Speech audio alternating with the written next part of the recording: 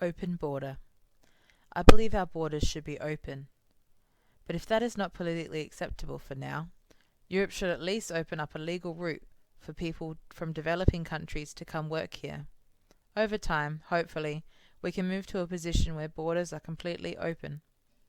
Persuading skeptics won't be easy. That's why I think the argument for free migration has to be made at several levels.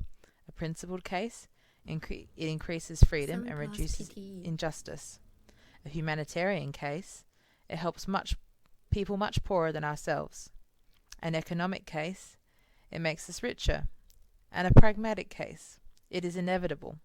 So everyone's interest to make the best of it. The freedom of movement is not just a matter of human rights and international solidarity. It's in our self-interest.